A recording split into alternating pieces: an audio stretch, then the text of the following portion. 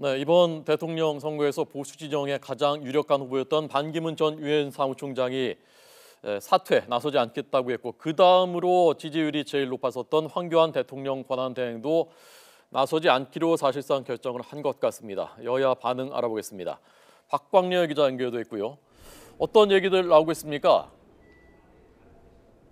네, 말씀하신 것처럼 황 대통령 권한대행의 대선 출마 여부는 이번 대선의 주요 변수 중 하나였습니다. 황 권한대행이 출마하지 않겠다고 밝힐 것으로 알려지면서 정치권은 술렁이고 있습니다. 먼저 더불어민주당과 국민의당, 바른정당은 일제히 환영의 뜻을 나타내고 있는데요. 민주당은 애초부터 대선 후보로 거론됐던 것 자체가 어불성설이었다며 불출마는 당연하다는 뜻을 내비쳤습니다.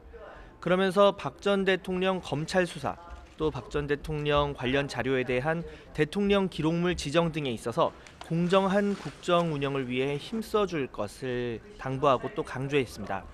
국민의당은 국회 탄핵 의결 전 총리를 먼저 바꾸는 이른바 선 총리 후 탄핵을 제안했을 정도로 황권한 대행의 행보에 우려를 나타낸 바가 있는데요.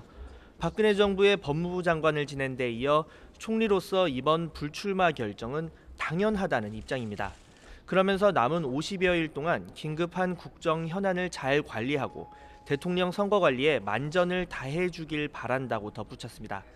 바른정당 역시 불출마 선언은 당연한 일이자 또 환영할 일이라는 반응입니다. 남은 50일 정도 차기 정부가 만들어지기 전까지 국민 통합과 국정 안정에 힘써달라고 촉구했습니다. 이번 황권한 대행의 불출마 선언에 가장 충격이 큰 건 그동안 황권한 대행의 출마 가능성을 저울질해온 자유한국당일 텐데요. 우선 황권한 대행의 결정을 존중한다는 조심스러운 입장을 발표했습니다. 김명현 수석 대변인은 나라 안팎으로 안보와 외교, 경제가 어려운 상황에서 국정을 안정시키고 또 대통령 선거를 안정적으로 치르기 위해 결단을 내리기를 준비하는 것 같다면서 이런 입장을 존중하겠다는 뜻을 내비쳤습니다. 또 이와 함께 자유한국당은 이른바 황교안 특례 규정으로 불리는 예비 경선 시작 뒤에도 후보 등록이 가능한 경선 규칙, 당 안팎의 반발을 받아왔는데요.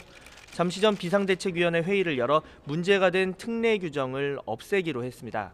또 후보 마감 역시 내일 저녁 9시까지로 연기해 그동안 경선 규칙에 대한 반발로 등록을 거부했던 후보들에게 시간적 여유를 주기로 했습니다. 지금까지 국회에서 YTN 박광렬입니다.